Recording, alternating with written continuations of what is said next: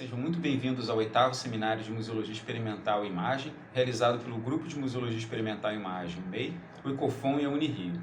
Esse ano, a nossa edição será inteiramente virtual, por conta da pandemia de Covid, e esperamos que aproveitem e participem das discussões que se darão nos próximos 2 dias no nosso canal do YouTube e nas salas de debate do Zoom.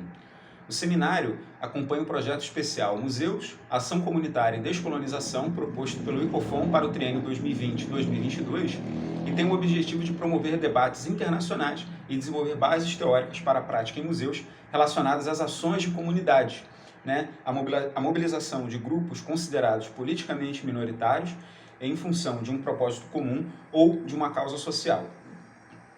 A conferencista que eu tenho o prazer de apresentar é Sandra Benites, indígena Guarani-Andeva, da aldeia Porto Lindo, do município de Japorã, Mato Grosso do Sul. Sandra é professora, mestre e doutoranda em antropologia pelo Museu Nacional, ligado à Universidade Federal do Rio de Janeiro, e atualmente é curadora adjunta de arte brasileira no Museu de Arte de São Paulo, Assis Chateaubriand, o MASP. Eu tive o prazer e o privilégio de conhecer Sandra, trabalhar e também aprender com ela durante o desenvolvimento da exposição de Jaguataporã, Rio de Janeiro Indígena, em que ficou em cartaz no Museu de Arte do Rio, o MAR, entre maio de 2017 e março de 2018. Nessa ocasião, a Sandra foi uma das curadoras da exposição, eu trabalhei na equipe de pesquisa. Em sua apresentação, a Sandra irá abordar os desafios de trabalhar a autoridade compartilhada em exposições que são desenvolvidas interculturalmente e o desafio que se coloca ante aos museus sobre a representação dos povos indígenas nesses espaços, que, na minha opinião, possuem 2 caminhos: o de buscar promover uma descolonização de suas práticas e abordagens, privilegiando a visão e saberes dos povos indígenas, ou o de continuar reproduzindo estereótipos, visões equivocadas sobre os indígenas, que são comumente colocados como imagens cristalizadas do passado, nos tempos da invasão portuguesa. O que está em jogo, abandonar a visão dos indígenas como objetos e reconhecendo-os como sujeitos e agentes, é a possibilidade para que estes contem suas próprias histórias, usem esses espaços como arenas para suas justas reivindicações políticas de existência e de resistência. Os museus, sabemos, apresentam distintas configurações, seja no esforço de combate a preconceitos culturais, como ferramenta a ser apropriada por atores que foram historicamente silenciados e apagados, ou na perpetuação de uma identidade colonialista, monolítica, fundamentada na interpretação que consolida a narrativa de uma epopeia eurocentrada de conquista, entre aspas, do Novo Mundo.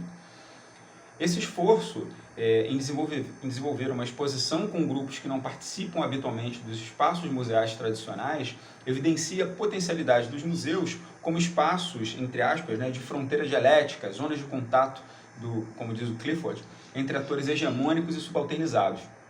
Organizadas pelos próprios indígenas, outras práticas contra-hegemônicas merecem algum destaque, serem trazidas aqui, como o Museu Maguta, do Chicuna, no Amazonas, o Museu Coari, que une 4 povos na região do Oiapoque, no Amapá, e diversos museus indígenas que têm sido criados em todo o Nordeste, seguindo o exemplo do Museu Canindé, fundado em 1995 pelo cacique Sotero, no município de Aratuba, no Ceará. Além dos museus criados em aldeias do Oeste Paulista, como o Museu Orique, organizado pelos Caingangue. Nessas iniciativas e também na fala de Sandra, estão presentes a importância da demarcação de terra, fator fundamental do bem-estar coletivo dos 305 povos indígenas do Brasil. Atualmente, esses povos estão novamente sob ataque, um ataque genocida perpetrado pelo atual governo brasileiro, e torna-se ainda mais urgente debater a questão da demarcação das terras indígenas, que estão atualmente totalmente paralisadas. E também sobre a questão da invasão das terras indígenas por garimpeiros, grileiros, agentes ligados ao agronegócio, assim como as queimadas descontroladas no Pantanal e na floresta amazônica. Também devemos falar sobre o desmonte dos órgãos oficiais destinados à preservação do meio ambiente e da política indigenista.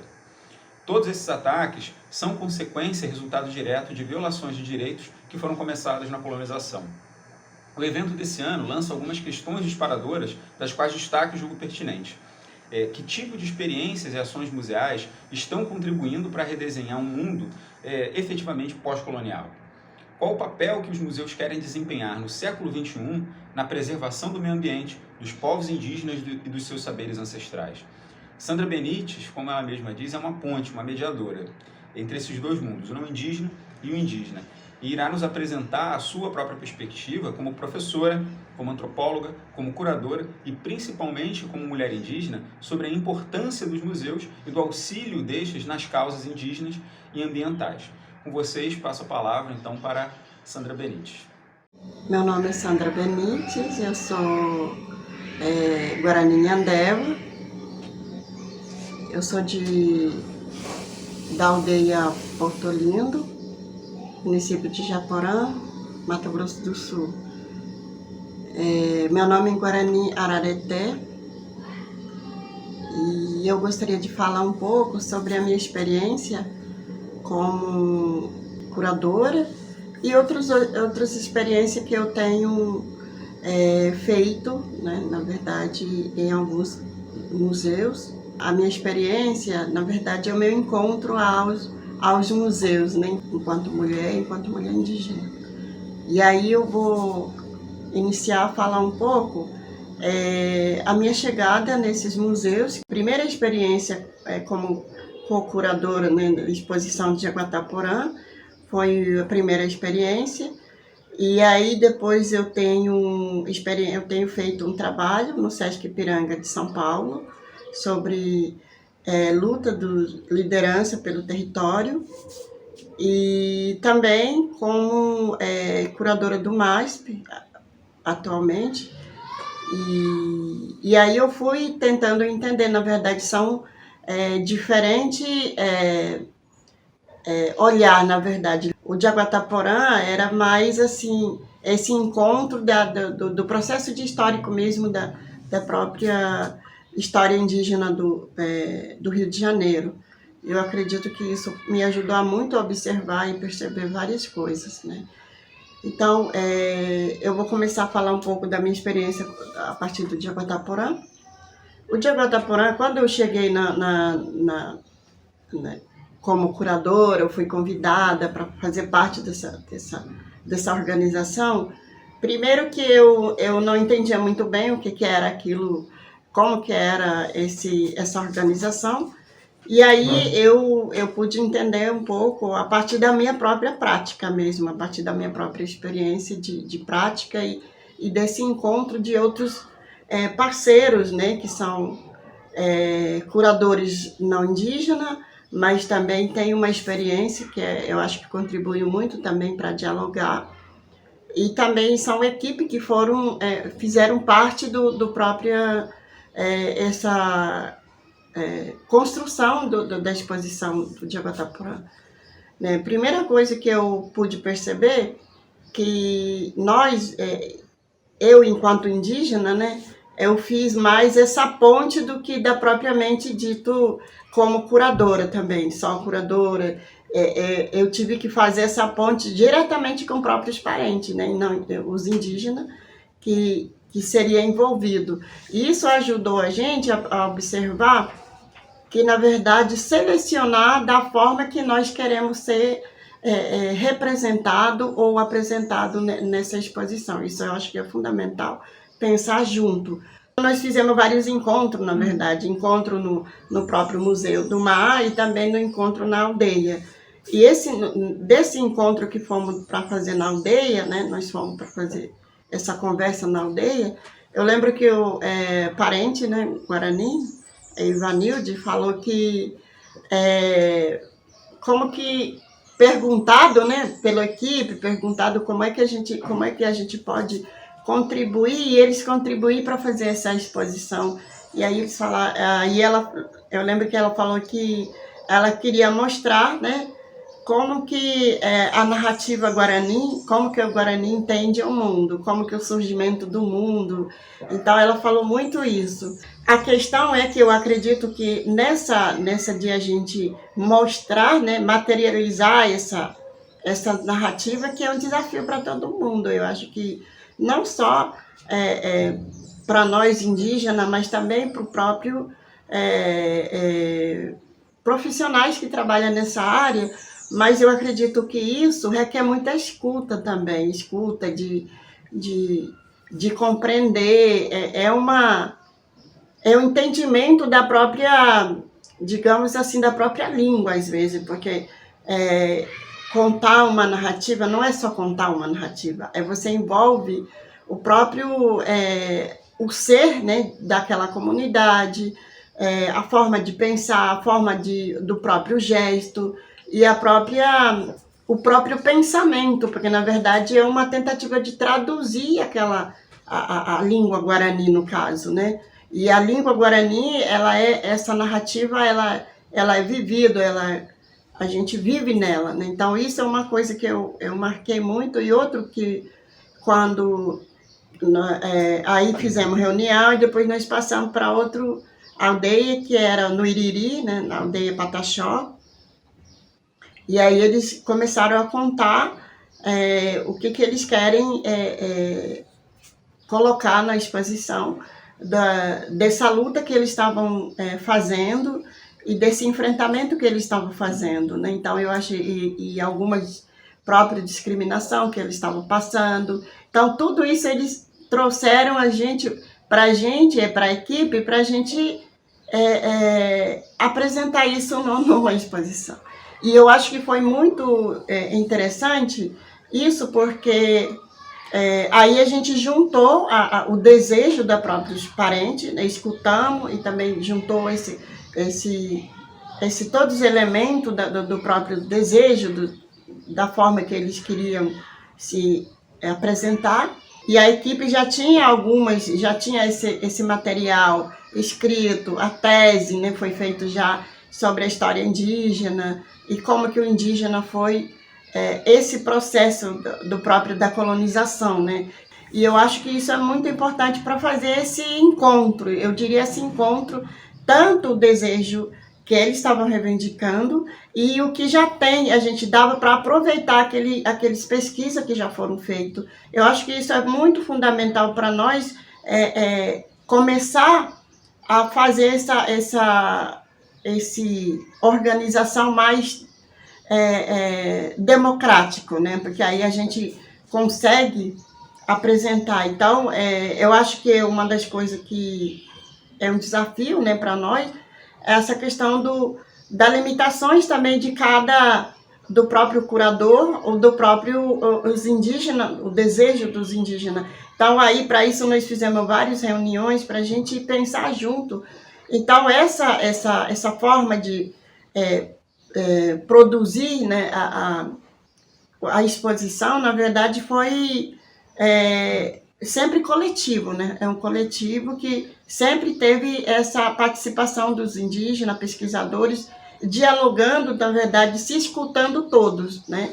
E cada um, assim, é uma coisa que eu acho muito importante de estar, né, dialogando o tempo todo, né? E eu acredito que isso é mais democrático. Claro que, pelo menos, assim, a gente avança mais nesse sentido, da forma que a gente pode equilibrar esse saber e também essa própria da próprio desejo, né, da reivindicação do próprios indígenas. Eu acho que isso para mim foi uma experiência muito importante a partir do Jaguatá-Porã. E isso resultou uma forma que eu acho que representou mais de fato real essa vida indígena mesmo, o movimento indígena, a forma que cada um vive na sua comunidade ou fora dela. E aí eu lembro que uma coisa que me chamou a atenção, né, quando a gente apresentou, né, a gente apresentou e colocamos como representando mesmo aquele desejo que o próprio indígena estava reivindicando, na verdade, a exposição, uma que ficou muito, muito grande, né? Eu acho que isso sempre tem que ter um olhar muito, a questão do espaço, né? Ocupar espaço, eu acho que ficou muito grande e muitas coisas ficaram assim, muito documentos, né? De forma documentária, de forma escrita, como texto, artigo, fotos, jornais e várias formas, né?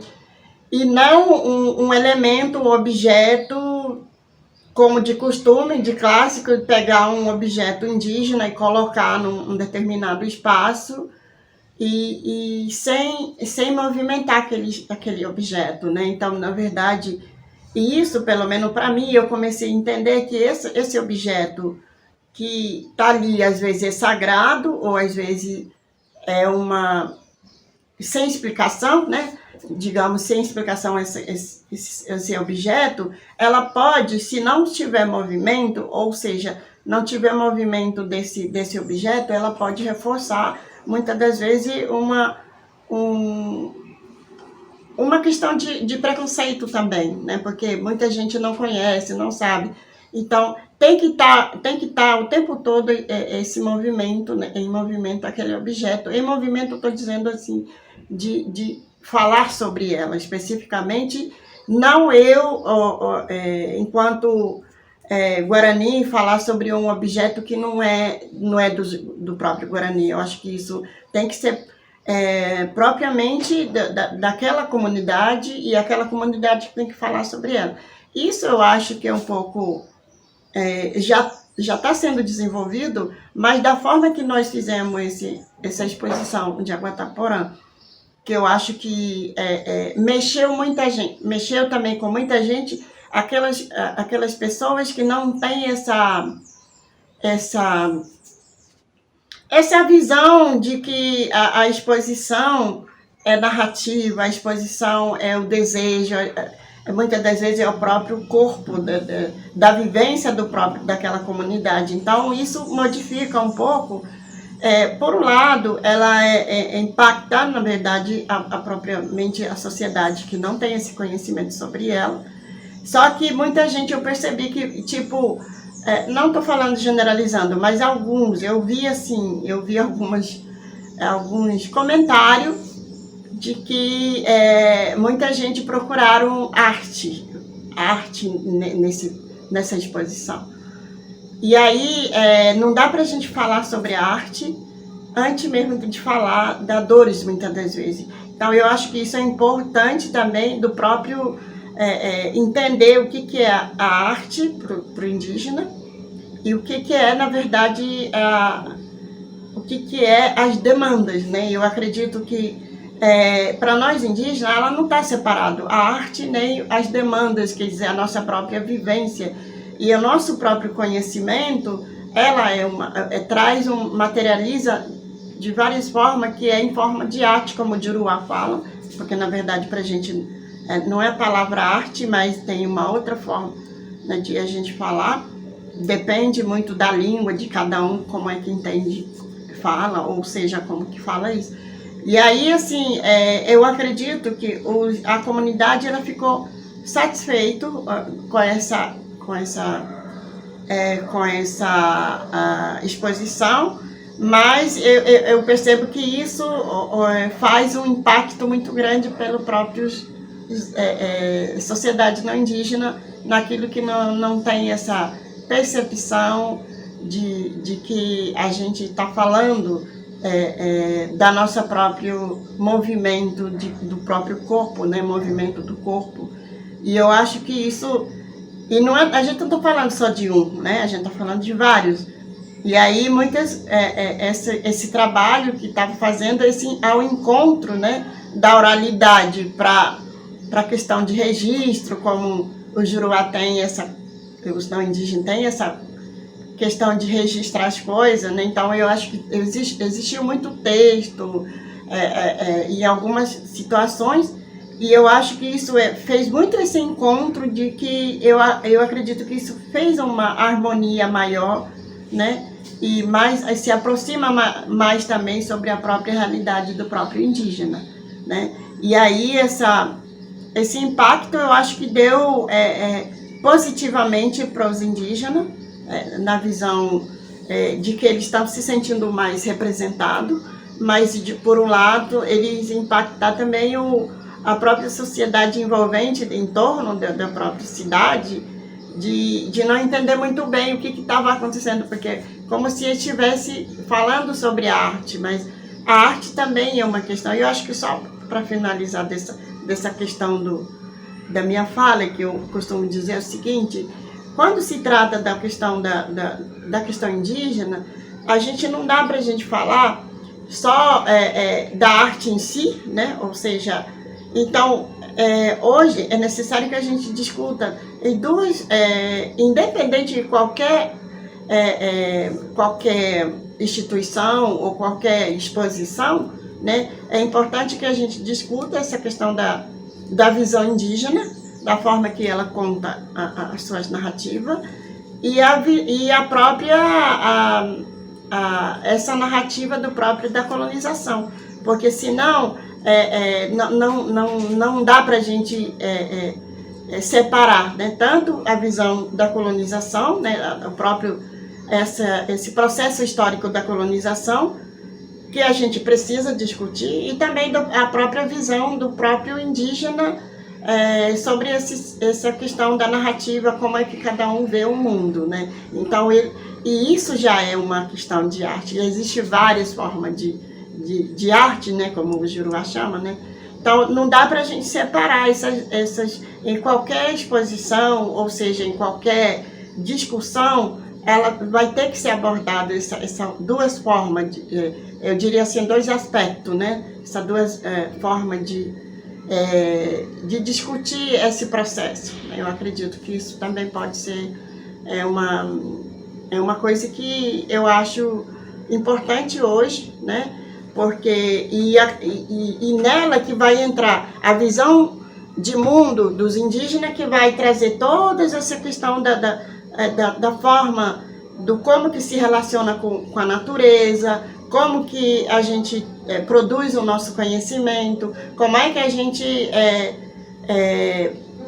preserva um determinado espaço, ou próprio rio, a própria mata, e a gente sempre, os indígenas, ela vai falar a partir dessa sua relação com o próprio o espaço na qual onde se insere, né? E eu acho que e a partir dela que vai vir sobre essa questão do conhecimento ancestral, que tudo está associado com essa questão do saber indígena, né? Isso vai depender de cada grupo ou de cada aldeia, né? Que cada um. Então, e para a gente entender as consequências de não poder usar mais esses elementos, a gente vai entender a partir do processo da própria colonização. Então, esse impedimento de muitas das vezes dos próprios indígenas de não ter acesso em determinado elemento que entende como sagrado, por exemplo, o rio, ou pode ser uma mata, ou pode ser uma árvore. Então, tudo isso é complexo, é um desafio. Como é que a gente pode discutir isso dentro de uma exposição ou de uma instituição, ou seja, na própria área de educação, né? Então, eu acho que isso ela abrange em várias áreas, né? Então, mas o foco exatamente sempre tem que começar, o ponto de partida é essa questão, porque aí a gente pode falar do sagrado, mas antes de falar sobre isso, não dá para a gente falar do sagrado, ou seja, então a gente muitas das vezes é importante levantar essas questões, né? Não que é para a gente resolver, mas é importante que isso fica visível para aqueles que não entendem digamos, a cultura indígena, porque a cultura indígena ela está todo ligado um com o outro, né? Com a vida, com o espírito, com o corpo e as suas relações com humano e não humano. Então, tudo isso é muito complexo, mas é importante colocar isso em pauta em qualquer espaço.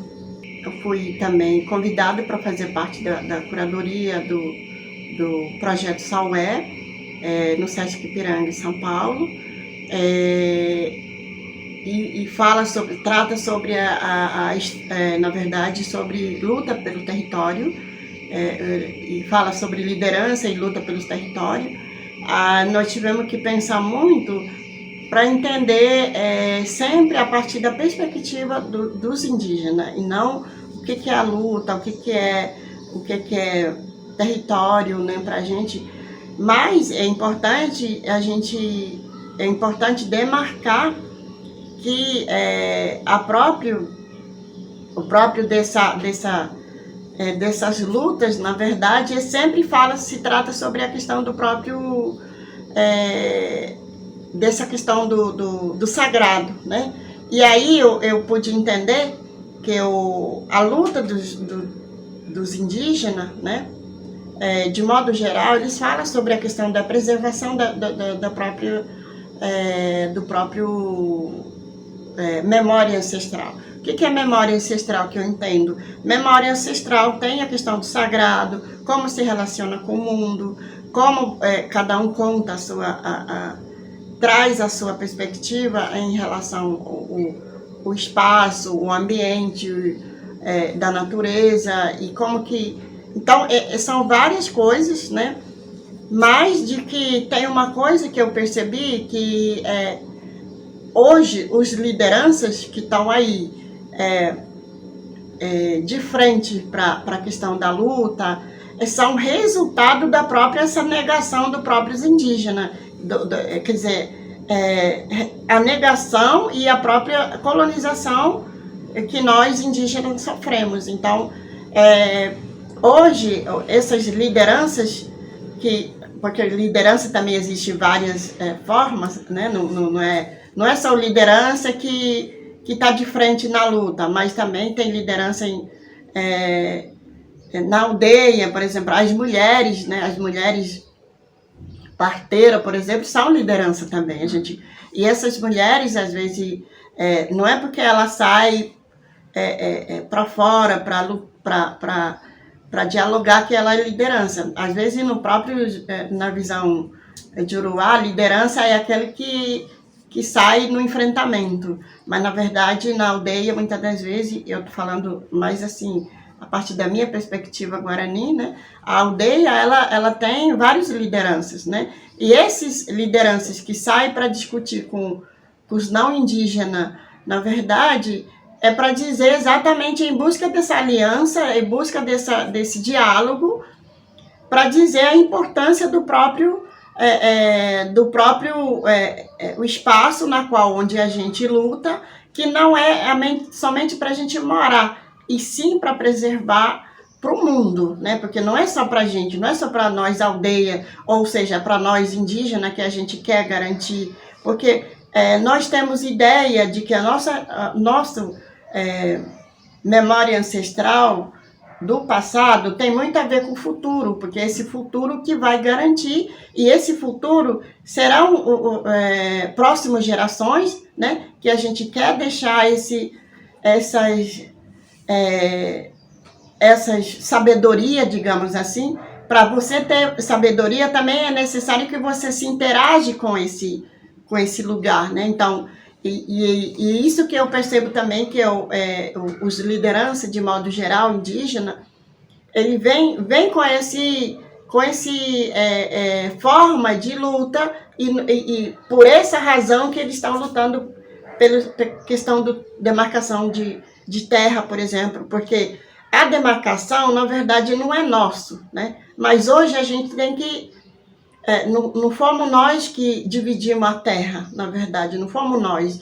Fomos a ideia da colonização que dividiram a gente, todos a terra, né? O espaço, digamos assim. E a gente não tinha essa visão, né, de dividir espaço, quer dizer, tirar o espaço do outro. E nós, sim, tínhamos essa visão de que a diferença, né, a diversidade que era a fronteira, a nossa diversidade que era... Então, essa diferente do Guarani, claro que ele vai sobreviver em outro espaço para continuar mantendo seu costume, sua língua, sua forma de pensar, mas do território que é importante, ou seja, o espaço onde estão se inserindo, que dá esse apoio, né, referência, para que eles continuem produzindo o seu próprio ser, modo de vida, modo de pensar, que é a questão de sabedoria. E aí, nesse sentido, né, porque a gente sabemos, nós, enquanto indígenas, sabemos que dividir terra é você vulnerabilizar o outro, né? Então, por isso que nós não tínhamos essa visão de dividir terra. É por isso que a gente também fomos discriminados por não ter dividido a terra, como se a gente não tivesse alguém que nos organiza. Então, na verdade, a terra, o território, na visão dos indígenas, de modo geral, ela é um produto que a gente pode produzir e dar continuidade ao nosso conhecimento. Não é a questão do dinheiro, por exemplo, que é diferente da visão desses que usa o território, o espaço como produto, como objeto de dinheiro, para ganhar dinheiro em cima. Na verdade, a visão indígena, ela tem essa garantia do seu sobrevivência e seu bem-estar. O seu bem-estar quer dizer você está bem,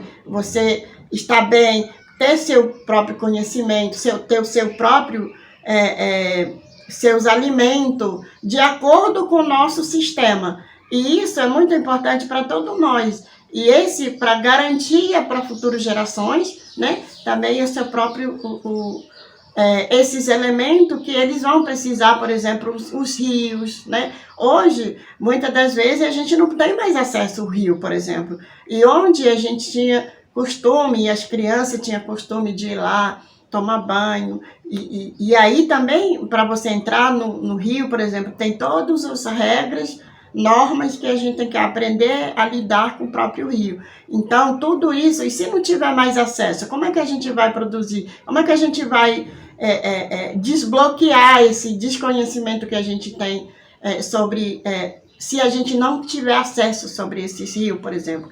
Então, as crianças que nunca tiveram acesso sobre esse rio, eles nunca vão saber a importância e o que é bom, por exemplo, estar no rio, né? Então, é uma outra questão. Então, por isso que os indígenas sempre querem garantir esse acesso de todo mundo em relação ao rio, em todas as coisas que a natureza nos oferece para a gente usufruir como conhecimento, né?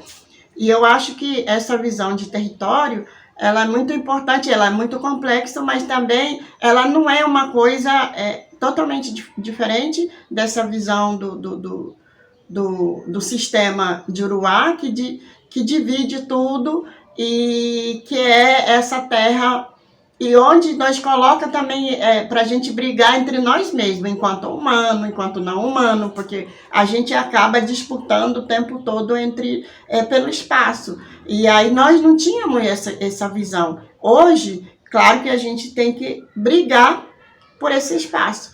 Então, esse espaço essa nossa luta, na verdade, é para garantia desse espaço, não somente para a gente morar, e sim garantir a nossa sabedoria, o nosso bem-estar, o nosso como o legado para as próximas gerações, né? Não só para nós indígenas, mas sim para todos que necessitam delas, né? Então, por isso que essa visão de território, ela não é dividido, e sim garantia, né? Garantir não é só espaço, também não é só terra, mas garantir todos os elementos que estão dentro dela, né? Então, eu acho que isso também é uma outra questão que eu vim observando. E nessa função de a gente dizer que é importante, que a gente busca fazer parceria com outras sociedades, inclusive com não indígena, aqueles que estão junto com a gente e que pensam junto como a gente também. Eu acho que isso é super importante. E hoje, né, atualmente, quando a gente busca sobre essa parceria, então eu acho que é importante, por isso é importante também ocupar esses espaços enquanto museu e outros espaços com esse intuito de buscar parceria e não como mesmo sendo diferente pensamento, mas garantir esse encontro de escuta mesmo também, para que a gente possamos buscar uma outra forma de como que a gente vai unir nossos interesses em comum, que é a questão da garantia do bem-estar do mundo, né? Eu acho que é do próprio humano e não humano. Então, eu acredito que nós temos esse interesse de a gente garantir esse espaço. E eu acho que nesse sentido, né, eu sempre busco ocupar espaço falando desse aspecto, né, e dessa forma. E eu acredito que isso é muito importante para nós buscar sempre estar junto, né, fazer esses encontros e a própria escuta, né, que é muito importante. E nesse sentido também eu quero falar sobre a questão da minha presença no MASP, enquanto curadora adjunta. Eu acho que isso para mim foi fundamental. Primeiro eu tive um pouco receio de estar lá, porque eu sei que é um desafio muito grande, mas por eu estar nessa busca de diálogo, eu acreditei que isso é muito importante para mim, na verdade, ocupar esse espaço enquanto mulher indígena, foi fundamental para mim decidir, tomar essa decisão de ocupar aquele espaço e buscar, como eu já tinha experiência em alguns aspectos e outras experiências que me colocou a refletir em várias questões. Então, eu me desafiei para poder realmente ocupar aquele espaço, no sentido de que a exposição vai tratar sobre a história indígena, né, do Brasil. Eu sei que isso é muito importante, então eu tive que, na verdade, buscar para poder ocupar aquele espaço. E aí, logo eu comecei a pensar e discutir também com a própria equipe que está próxima, né, dessa instituição. Eu comecei a falar um pouco sobre um pouco também que eu não estou levando algo pronto, e sim também construir junto como foi o processo também, que eu já tive algumas experiências, esse processo de construir junto, né, escutar junto e trocar experiência, compartilhar a experiência. Então, isso foi fundamental para eu tomar decisão. E aí, eu acredito que, nesse sentido, né, como eu já tinha falado sobre a questão do território, eu comecei a falar sobre quando se trata de história indígena, não dá para a gente deixar de falar sobre a questão do território indígena a partir da perspectiva indígena também. E aí também essa questão do próprio, como eu falei anteriormente já, sobre esse processo da colonização. Então, duas coisas sempre tem que estar junto, e eu acredito que... E aí o que eu fui buscar para eu poder, inclusive para colocar esse meu desejo também, né? E aí eu fui entender eu tive que entender como é que é o processo do próprios parentes, quais são o interesse maior de todo mundo enquanto indígena, né? E aí eu tive que entender todos essas lutas da população indígena, que logo de imediato vem essa questão da luta pelo território. E como eu já tinha falado sobre a questão do território, eu não vou repetir de novo, mas eu comecei a perceber que todas essas lutas, na verdade, todos eles falam muito sobre essa questão do conhecimento, do seu saber ancestral. É engraçado que isso, por mais que a gente nós sofremos vários violência, inclusive, nesse processo da colonização, eu pude entender que nós, indígenas, e todos indígenas, a maioria, ainda falam muito sobre essa questão da busca do bem-estar, né? Da busca e esse bem-estar, na verdade, está muito do saber do saber ancestral, que é a própria escuta, o próprio de como você entendeu o mundo, a sua própria narrativa, a sua visão de mundo. Então, tudo eles estão falando ainda fortemente sobre dessas questões, né? E a partir dela que eles vão a luta pela questão do território. E aí, quando se trata sobre essa questão do processo da colonização, muito pouco você pode ouvir essa questão, né, deles, dos próprios parentes, né, mas sim sobre essa questão do saber, né, cada um traz, inclusive, a sua visão de mundo, a sua cosmovisão, né, então tudo isso está associado muito com a questão da relação do próprio, essa questão da luta pelo território, né, e eu acho que é por isso que eu comecei a pensar, né, que colocar, na verdade, em dois aspectos, né, que como que o próprio indígena conta a história e como que o processo da colonização, como é que eu posso compartilhar também, buscando parceria com outros pesquisadores que já fizeram várias pesquisas, né, sobre relação da história da colonização mesmo. Então, eu acho que eu vou fazer esse encontro, né, tanto da fala, a visão do próprios indígenas e também os trabalhos que já foram feitos pelo próprio pesquisador não indígena, que sempre está aí junto também com os próprios indígenas e que está ali abraçando a causa indígena. Então, dá para juntar essas duas visões, mas falando da mesma coisa, que é a questão do próprio território. Então, eu acho que nesse sentido dá para contemplar de modo geral os indígenas, porque é impossível a gente contemplar todos os indígenas, são 305 etnias, que são e 274 línguas, né, falado, e cada um tem a sua especificidade, então é impossível juntar numa exposição, por exemplo, essas questões, mas é possível a gente representar essa visão que cada um pensa e como que cada um vê o mundo, né, e como que ele se sente no mundo, como que ele se sente representado nesse espaço que a gente, eu diria assim, as vozes dessas pessoas, né? O anseio, o desejo mesmo dessas pessoas. Eu acho que isso é importante estar no museu, né? E estar também o tempo todo, não só nos museus, mas sim em todos os espaços, para poder sempre estar em busca dessa parceria. E que eu fiz essa parceria também com vários outros